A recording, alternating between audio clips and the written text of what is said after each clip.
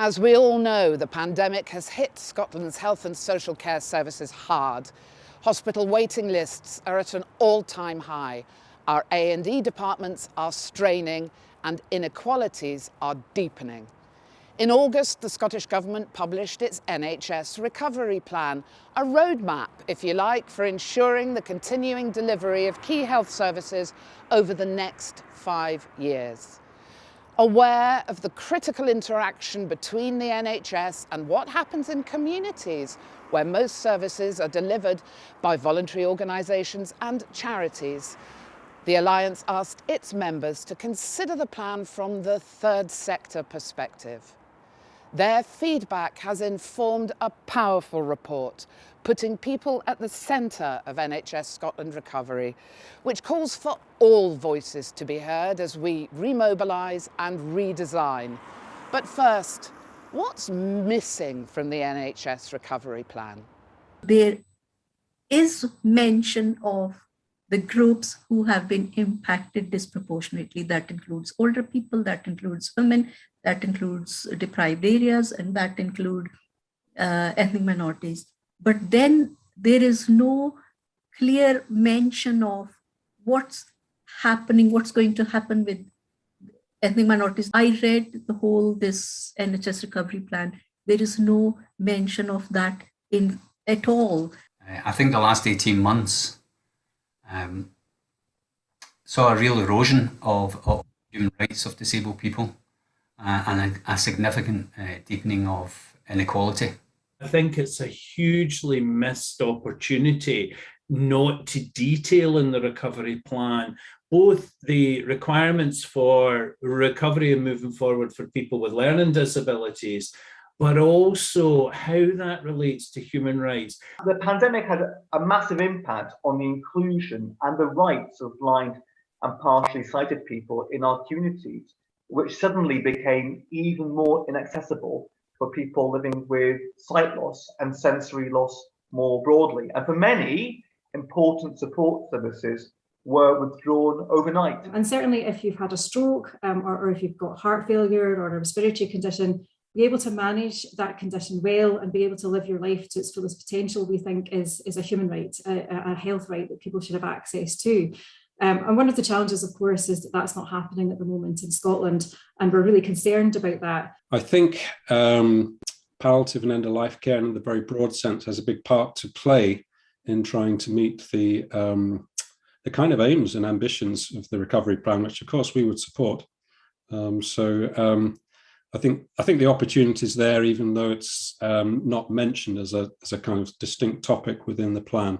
I'm going to say that the low reference to disability and not mentioning transitions explicitly in the recovery plan is inclusive rather than exclusive. So actually, the way that they haven't mentioned them because it's actually implicit within what we will be doing. However, in saying that, what we will need to do is ensure that we scrutinise the local delivery plans that we have to ensure that actually happens. As well as ensuring the development of inclusive local delivery plans, our third sector leaders say there's plenty that needs to be done. So a real challenge that we've had as an organisation is that we have a service that the NHS can refer into, but the data sharing is not in place in the way it needs to be. It's patchy across the health board area. Some health boards have been really good at trying to drive that forward, but that's more outliers rather than a kind of core mandate from national government to say this needs to happen. Too often, information isn't being produced, which is in accessible formats. The pandemic created a situation where face coverings created specific problems for deaf and hard of hearing people. And again, we need to learn a lesson that for services to be accessible for all, we need to have an inclusive communication approach in everything we do. We do spend a lot of money in people's on care in the last year of life, but at the moment it's not really driven so much by rational decision making. It's more about the reactive response of quite a fragmented system.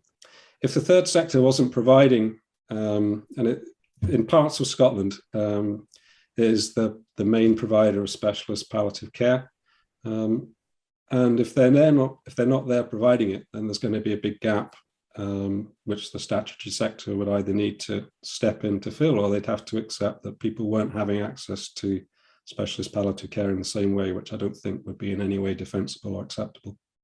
It's clear from the Alliance's report that real collaborative working with the third sector will be essential for NHS service redesign. And there are great examples of community-based innovation that can help with that. We at SCLD, we've been co-designing a new programme called Include for Good.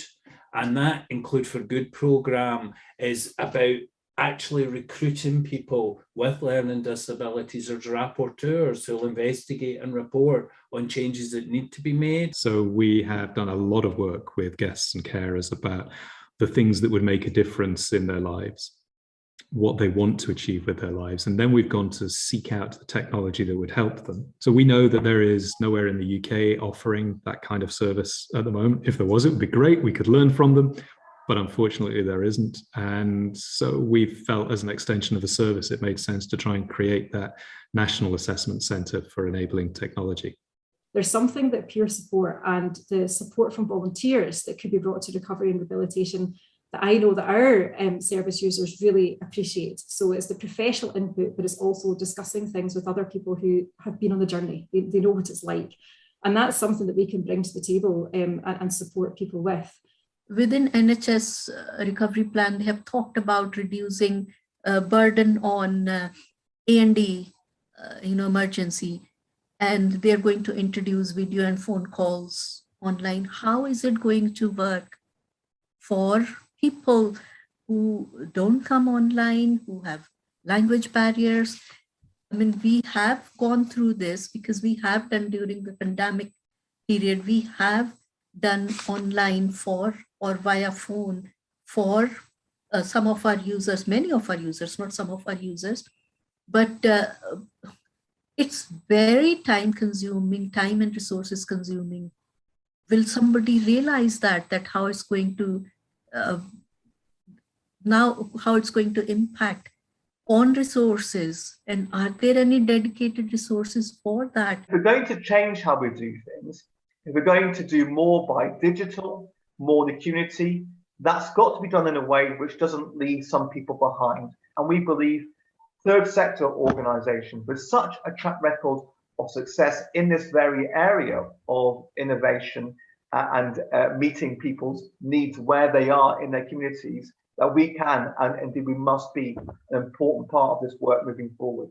I think the most innovative things we saw in the early days of the pandemic in terms of the response was at the intersection between the sectors, when the sectors were working together. And for me, one of my frustrations is that I haven't seen as yet really embed some of those innovative approaches. If we are going to build back better in terms of the NHS, if we're going to build a better NHS going forward, for me, patient empowerment and patient-centeredness is a really important part of that. And that's why, we're really keen to have organisations like the Alliance helping us and keeping us honest and transparent about how services are designed in order to make sure that the individual using those services is at the centre of them. If you'd like to know more about the third sector role in NHS Scotland's recovery plans, please go to the Alliance website. There you'll find extended interviews with our third sector leaders and a copy of the Alliance's report, Putting People at the Centre of NHS Scotland Recovery. Read the Alliance's report, Putting People at the Centre of NHS Scotland's Recovery. Visit alliance-scotland.org.uk/recovery-publication. Watch the full series of NHS Recovery Plan Third Sector Focus. Visit alliance-scotland.org.uk/recovery-plan-series.